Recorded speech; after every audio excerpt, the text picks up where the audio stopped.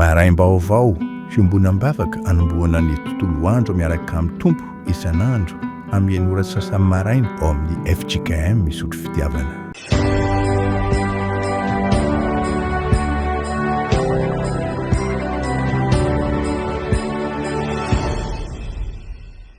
Ry havana malala rehetra amin'ny tompo, ampitombona ho anareo ny fahasoavana sy ny fiadanana avy amin'Andriamanitra Ray sy Jesoa Kristy tompontsika.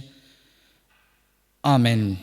Miarabantsika rehetra ry havana malala mahatratra izao maraim-baovao ny amin'ny alatsinainy izao. Ndre saotra sy iderin'Andriamanitra isika omany eo ampelantaninareo ny salamo. Salamo 5:30. Salamo 5:30. Ny andininy voalohany ka hatramin'ny 5. Asaina itsangana ianareo ry havana. Salamo 5:30. Ny andininy voalohany ka hatramin'ny 5. Rehefa hita zany iarahantsika mamaky amin'ny anaran'i Jesoa. Haleloia! Midera ny anaran'i Jehova. Midera ianareo mpanompon'i Jehova, ianareo izay mitoetra ho antsanin'i Jehova. Eo anatin'ny kianjan'ny tranon'Andriamanitsika, midera ny Jehova fa tsara izy, mankalaza ny anarany fa mahafinaritra izany. Fa Jakoba novidian'i Jehova ho azy, ary Israely ho rakotra soa ho azy. Fa fantatro fa lehibe Jehova, ary ambonin'ny Andriamanitra rehetra ny tompontsika. Manao izay sitrapony rehetra Jehova, na any amin'ny lanitra na ety amin'ny tany, ary any amin'ny ranomasina sy ny ranolalina rehetra. Amen. Ivavaka isika. Midera sy mankalaza manome voninahitra ny anaranao izay.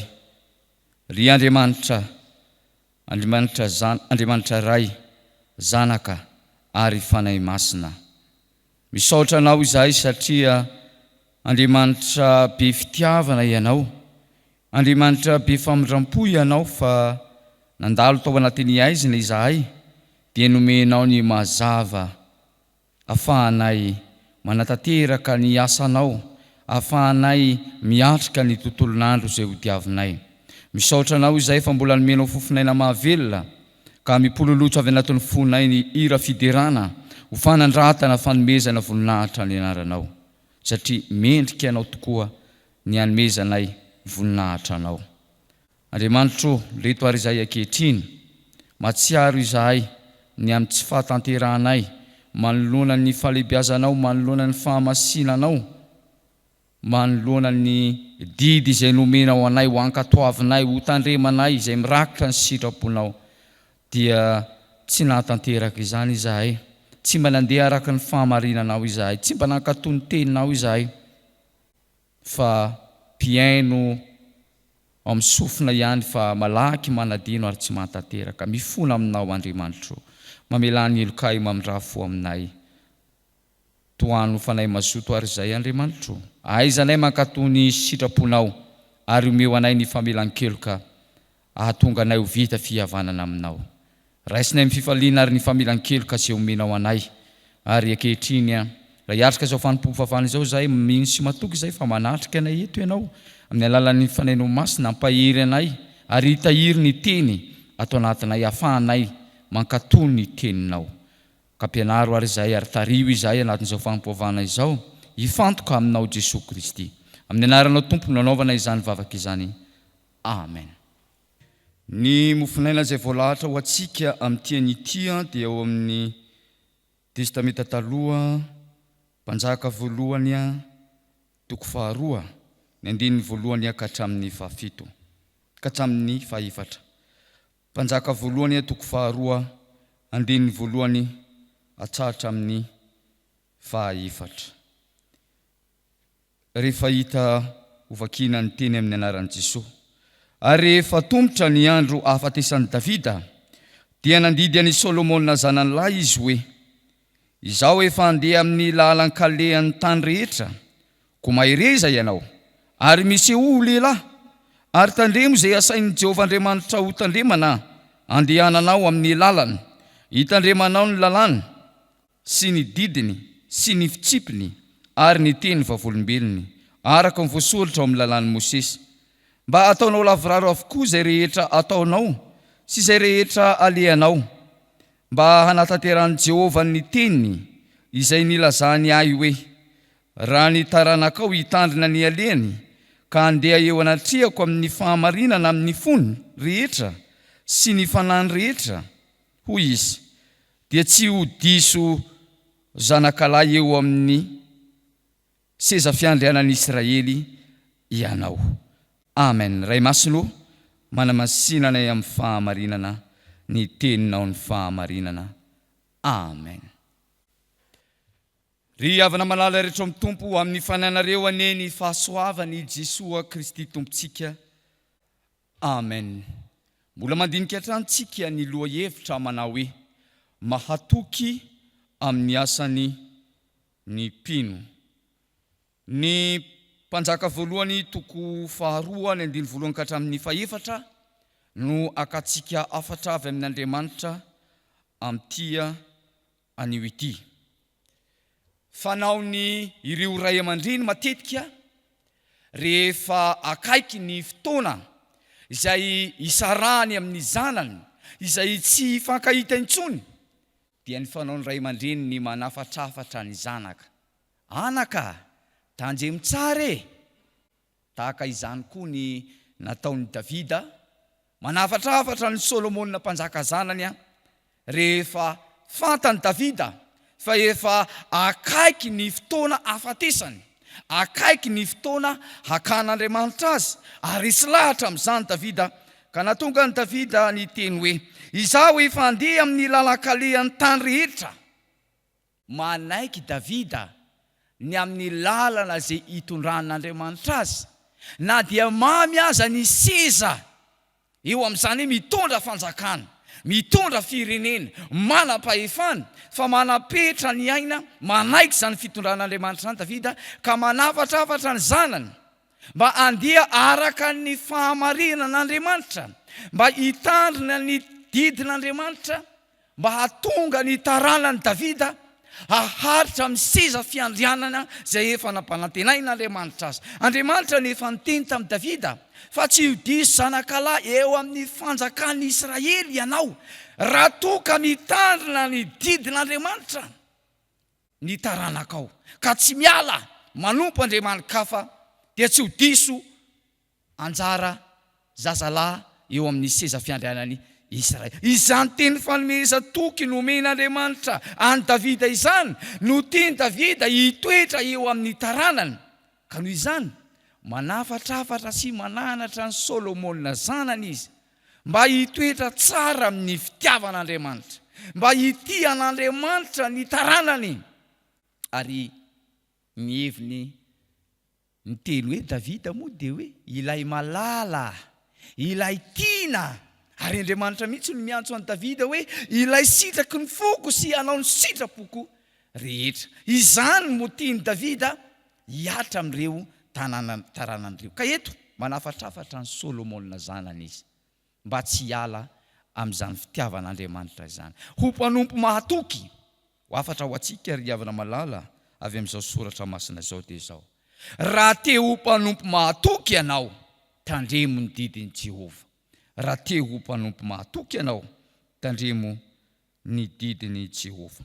Manomboka eo amin'ny 9 ry havana malala no ahitantsika an'izany voasoratra hoe ary tandremo izay asain'i Jehova Andriamanitra ho tandremana, andehananao amin'ny lalana, hitandremanao ny lalàny sy ny didiny sy ny fitsipiny ary ny teny vavolombelony araka ny voasoratra ao amin'ny lalàn'i Mosesy, mba hataonao lavorary avokoa izay rehetra ataonao sy izay rehetra haleanao. Izany no afatra omeny Davida ny Solomona, mba hahatonga ny Solomona hitandrina ny didin'i Jehova. Olona afaka no omena izany didy izany, tahaka ny zanak'Israely rehefa afaka tao fanandevozana tany Egypta izy, rehefa tonga tao Sinai olona afaka izy, ary maha olona afaka azy dia omen'Andriamanitra azy ny didy, omen'Andriamanitra azy ny lalàna mba hahatonga azy hifantoka, tsy hanompo Andriamanikafa fa hanompo ilay Andriamanitra izay nanafaka azy tao amin'ny fanandevozana. Dia tahaka izany koa i Solomona mpanjaka, omena asain'i Davida hitandrina, hankatoa, hanaraka, hanaja ireo didin'Andriamanitra izy, ireo tenin'Andriamanitra izy, izay mampahendry azy, izay ahafahany hitondra ny fanjakany Israely, dia ny fifikirana amin'izany didin'Andriamanitra izany. Ary izany indrindra no nanomboan'i Davida ny fananarana dia fampaherezana azy. Mahereza ianao, misehoa ho lehilahy. Amin'ny Hebreo ry havana malala rehefa miresaka hoe lehilahy zany, dia resaka hoe lehilahy mpampatsiaro an'Andriamanitra, mahatsiaro an'Andriamanitra. Eto Davida dia miseho modely, mitarika ny zanany, faneho fakatahaka amin'ity zanany ity, mba hijoro tena lehilahy, handray fanapahan-kevitra. Fa rehefa Andriamanitra no tompona dia tsy miala amin'Andriamanitra, ary didin'Andriamanitra no tandremana sy ankatoavana, ary atao amin'ny asa rehetra dia ny fanajanana sy ananana fatahorana an'Andriamanitra. Sao ry havana malala voalazan'ny soratra masina. Anaka, aza manadino ny lalako, fa aoka ny fonao hitandrina ny didiko. Aoka tsy handahoanao ny famindram-po sy ny fahamarinana, afehezo ao ambozinao izany, ary soroaty eo amin'ny fonao tahaka ny amin'ny vato fisaka. Amen. Lay Andriamanitra zay vavatsika ry havana malala, Andriamanitra manana ny sitrapony, tia ny ainatsika, tia ny ho ankatoavitsika, dia ny didin'Andriamanitra, ilay tenin'Andriamanitra, io no tokony toetra ao anatsika, io no tokony ho ankatoavitsika, io no tokony tanteratsika sy ajantsika eo amin'ny fiainana andavanandro, eo amin'ny fiainana maha-kristianina. Jesosy Kristy dia tsy niala tamin'ny sitrapon'Andriamanitra. Raha nanao ny asany teto amin'izao tontolo izao, Jesosy Kristy nahatanteraka ny asa mpamonjena Jesosy Kristy, dia tsy ninona kory fa ny fikelezany aina, fanataiterahana ny sitrapon'Andriamanitra, dia ny fankatoavana ny didin'Andriamanitra. Nampianara teto amin'izao tontolo izao Jesosy Kristy, dia ny fampianarana ny tenin'Andriamanitra, ny fampianarana sy fankatoavana ny didin'Andriamanitra. Ary rehefa mampianara Jesosy dia izany hoe aoka tsy ho mpiaino fotsiny ianareo, fa aoka ho mpiaino, ho mpankatò ny teny. Ary izany no ahafantaran'ny olona rehetra fa mpianatra raha mitandrina ny teny izay lazaika. Ny teny Jesosy dia tsy avy aminy fa avy amin'Andriamanitra. Ary izany mihitsy lazainy Jesosy. Ny teny rehetra izay toriko aminareo dia tsy avy amiko izany, fa avy amin'ilay iray izay manome azy izany, ary izy no toriko aminareo. Ry havana malala rehetra amin'ny tompo, isika rehetra ihany koa dia tariny izao tenin'Andriamanitra izao. Anao zava-dehibe ny fankatoavana ny tenin'Andriamanitra, ny fanajana ny didin'Andriamanitra, dia ny tiavantsika an'Andriamanitra amin'ny fo, amin'ny saina, amin'ny hery, amin'ny tenatsika manontolo, ny tiavantsika an'Andriamanitra, ankatoavantsika ny didin'Andriamanitra. Eto samy azontsika alana tahaka ho modely ny nataon'i Davida, mananatra ny zanany mba hahatonga hifikitra amin'izany hoe fitiavana an'Andriamanitra zany, tsy ala amin'Andriamanitra zany. Dia ampirisina ihany koa isika, manana didy isika, ray aman-dreny, zanaka, hitarika an'ireo namantsika, hankatoa an'Andriamanitra, hankatoa ny tenin'Andriamanitra, handehanatsika amin'ny didin'Andriamanitra, ary handaviraritsika ny asan'Andriamanitra, mifanaraka amin'ny sitrapon'Andriamanitra. Izany ry havana malala no hitarian'Andriamanitra atsika amin'tia anio ity. Fa ny hafatra faharoa omen'Andriamanitra atsika dia izao: raha te ho mpanompo mahatoky ianao, mandehana amin'ny fahamarinana. Raha te ho mpanompo mahatoky ianao, mandehana amin'ny fahamarinana. Eo amin'ny andininy fahaefatra tapany faharomana hoe: raha nitaranakao hitandrina ny alehany, ka andeha eo anatrehako amin'ny fahamarinana amin'ny fony rehetra sy amin'ny fanany rehetra, dia tsy ho diso zanakalahy eo amin'ny seza fiandrianan'i Israely ianao. Izany hoe, raha mihazona izany tenin'Andriamanitra izany ny taranaky Davida dia i Solomona, ka mandeha araky ny fahamarinan'Andriamanitra, mampanjaka ny fahamarinana eo amin'ny firenena, amin'ny fitsarana ny firenena, satria ny mpanjaka tamin'izany fotoana izany sady mpanjaka mitondra firenena izy no mitsara amin'ny firenena Israely izy. Raha misy manana ady eo amin'ny fiarahamonina eo amin'ny tanin'ny Israely dia ny mpanjaka no mitsara an'izany. Fantatsika tsara ny tantaran'ny Solomona nitsarany ilay vehivavy anankiroa izay nananjanaka, ny anankiray nananjanaka maty ary niady tamin'izany zanaka velona izany. Ny fahendren'ny Solomona dia nanana ny fahamarinana tao anatiny, nitsara araka ny fahamarinana Solomona. Na mpanjaka ny rary ny Solomona nandeha araka ny fahamarinana araka n'Andriamanitra Solomona tamin'ny fanatanterahana ny asa. Izany no fanirian'i Davida mba hahatonga ny zanany andeha araka ny fahamarinana. Ary voalaza ny soratra masina ry havana malala any amin'ny epistily an'i Jaona any dia hoe tsy manana fifaliana lehibe noho izao aho dia ny andrenesako fa mandeha araka ny fahamarinana ny zanako.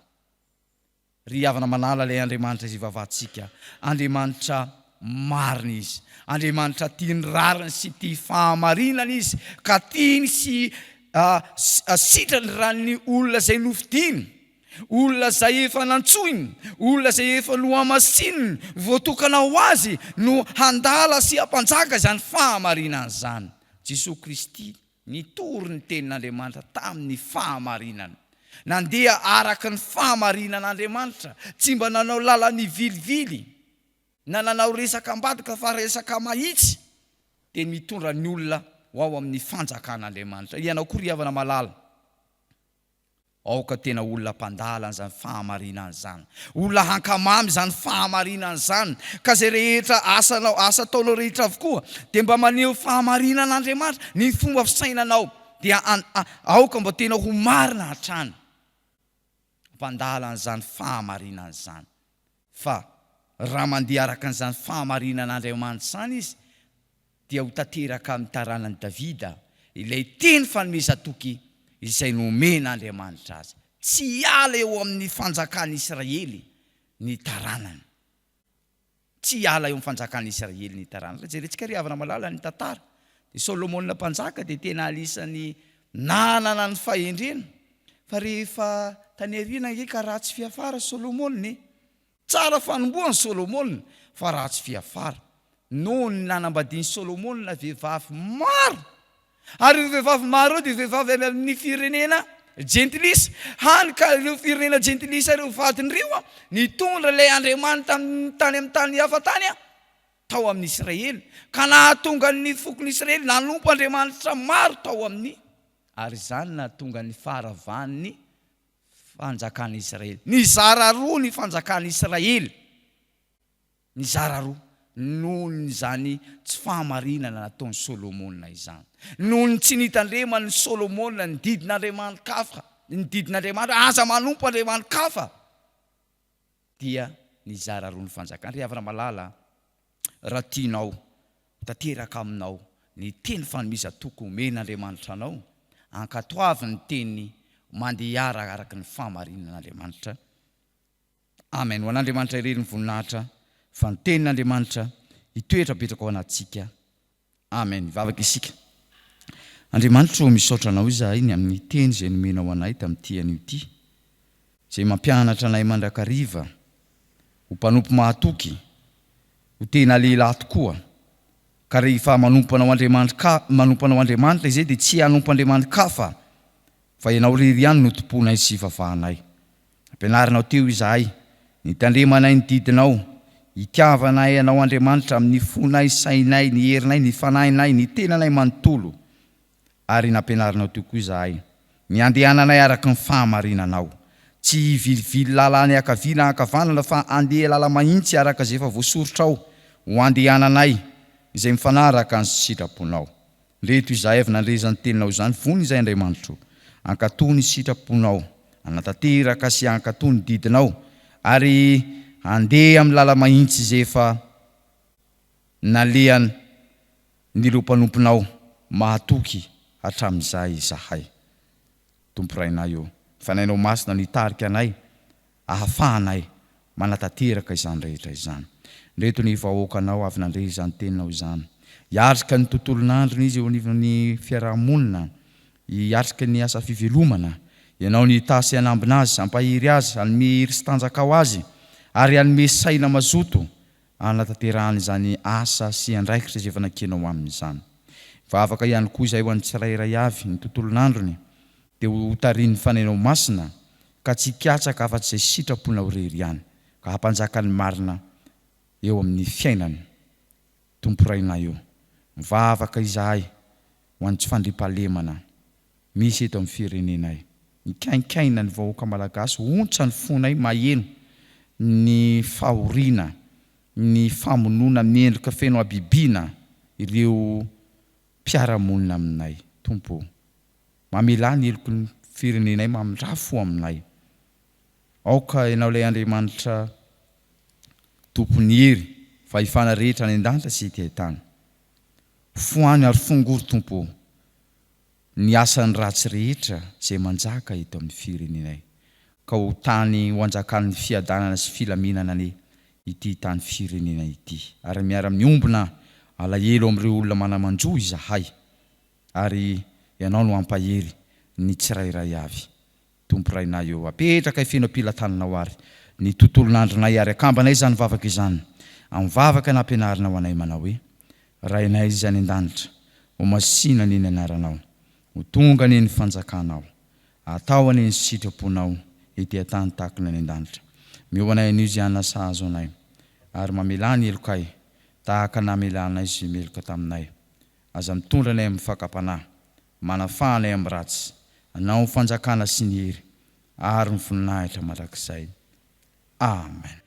Ho tanterahany Tompo aminareo aniny tsodranomasina manao hoe: ary ho an'izay maharo anareo mba tsy ho tafotoana, ary ametraka anareo tsy hanatsiny eo alohan'ny volinahiny amin'ny firavoravona, ho an'Andriamanitra tokana mpamonjy atsikany amin'ny alalan'i Jesosy Kristy Tompontsika ny voninahitra sy ny fahalebiazana, ny fanjakana sy ny fahefana hatramin'ny taloha indrindra ka ho mandrakizay ary ankehitriny. Amen.